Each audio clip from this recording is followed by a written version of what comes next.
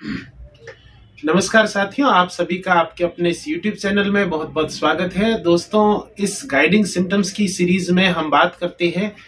Homeopathy दवाओं के कुछ पिक्यूलियर, कुछ रेड लाइन सिम्टम्स के बारे में, या यूं कहें कि कुछ सर्टेन लक्षणों के बारे में बात करते हैं जिनके ब्याह पर आप होम्योपैथी दवा को अच्छे से जान पाए और अच्छे से समझ पाए। आज उसी क्रम में बात करने वाले हैं होम्योपैथी दवा लिथियम कार्ब के बारे में। लिथियम कार्ब एक ऐसी दवा है जो कि काफी सारे लक्षणों में काम आती है। किन किन लक्षणों में इसका उपयोग किया जाता है,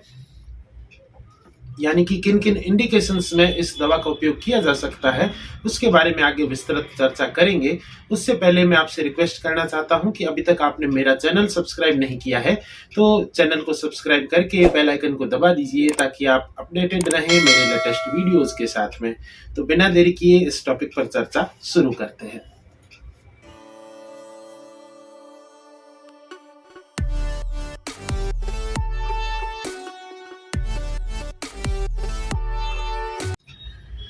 दोस्तों, लिथियम कार्ब एक मिनरल किंगडम की रेमेडी है।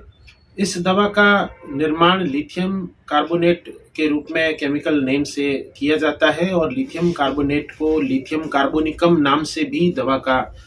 नाम किया गया है, या इस नाम से इस दवा को पुकारा जाता है। शॉर्ट में इसको लिथियम कार्ब बोला जाता है।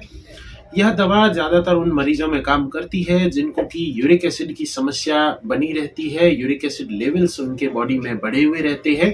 और उनको रिमेटॉइड आर्थराइटिस या गठिया की समस्या बनी हुई है। और उस गठिया की वजह से अगर मरीज को मल्टीपल जॉइंट पेन हो, पॉलीआर्थरेल्जिया हो, पॉलीआर्थराइटिस हो या रिमेटॉइड आर्थराइटिस हो, तो इस कंडीशन में लिथियम कार्ब आपको मदद करती है।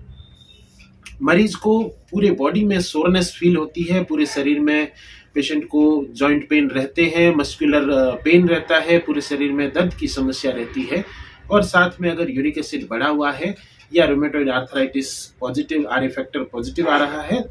ये सार की वैल्यूज बढ़ी हुई है, तो इस दवा का उपयोग किया जा सकता है। क्रोनिक रूमेटिज्म के साथ में, यानी कि लंबे समय से आपको कई महीनों से, कई सालों से अगर रूमेटिज्म यानी रूमेटॉइड आर्थराइटिस है और उसके साथ में अगर आपको हार्ट के सिम्टम्स आने लगे हैं, एंजाइना होने लगा है, पैल्पिटेशंस होने लगे हैं, रूमेटॉइड फीवर की समस्या है, या आई के सिम्टम्स आ रहे हैं, यानी कि आंखों में भी रूमेटिज्म की वजह से आपको प्रॉब्लम्स आना स्टार्ट हो गई है, तो भी ऐसी कंडीशन में लिथियम कार्ब दवा का उपयोग किया जा सकता है।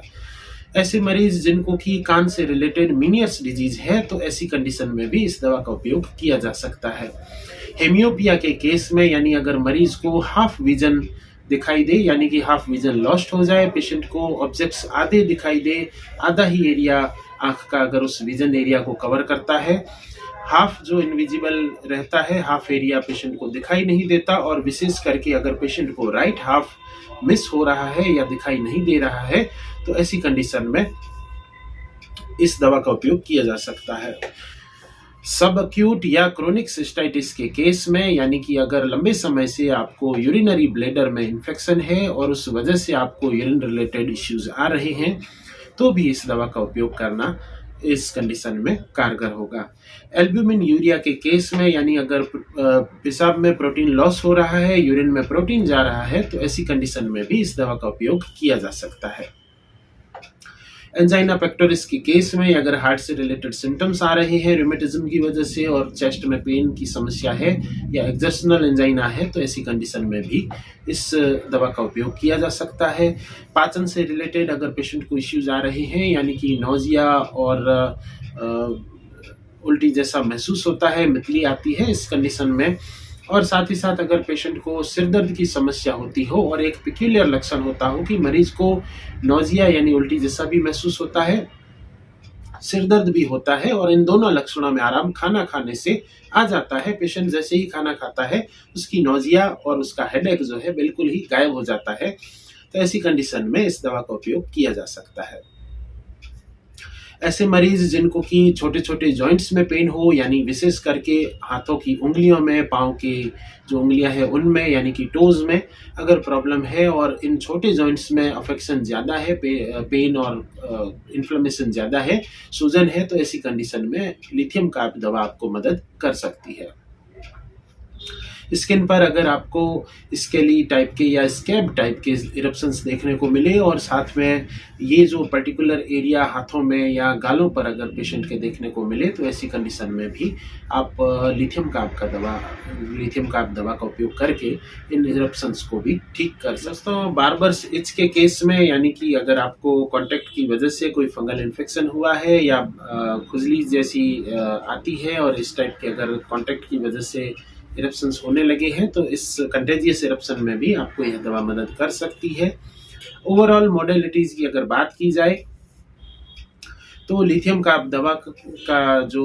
अग्रवेशन है, यानी कि किन किन कंडीशन में इस दवा के पेशेंट्स को अग्रवेशन होता है, लक्षणों में वृद्धि होती है, तो पेशेंट को मॉर्निंग टाइम में यानी सुबह सुबह अग्रवेशन होता है। राइट साइड में पर्टिकुलरली ये अफेक्शंस ज़्यादा दिखाती है दवा। अमेलियोरेशन की बात करें, आराम की बात करें, तो पेशेंट को जगने से, राइजिंग यानी कि उठ के बैठने से, या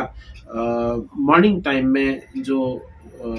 उठ के बैठते हैं उस कंडीशन में, और विशेष करके मॉर्निंग आवर्स में तो अग्रवेशन रहता है, लेकिन पेशेंट जैसे ही अपनी लोकेशन से या अपनी पोजीशन से एकदम राइज अप होके बैठता है तो पेशेंट को आराम मिलता है। यह मूवमेंट करते रहने से, कंटिन्यूस मूविंग अबाउट से पेशेंट को लक्षणों में आराम देखने को मिलता है। पावर और पोटेंसी की अगर बात करें तो पेशेंट को,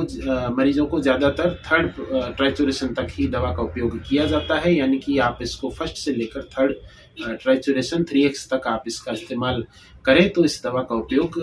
आपको कारगर साबित होगा और पेशेंट्स को आराम जल्दी मिलता है और अच्छे रिजल्ट्स देखने को मिलते हैं।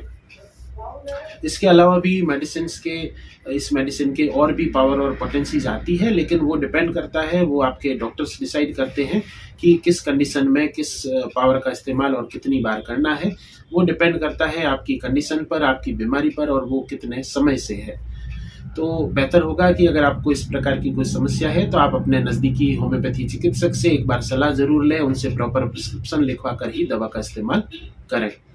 मेरे द्वारा दी गई यह लिथियम कार्ब के बारे में जानकारी अगर आपको अच्छी लगी हो तो इस वीडियो को लाइक कीजिए, शेयर कीजिए और मेरे इस यूट्यूब चैनल को सब्सक्राइब कीजिए। अंत तक बने रहने के लिए आपका बहुत बहुत धन्यवाद। आपका दिन शुभ हो।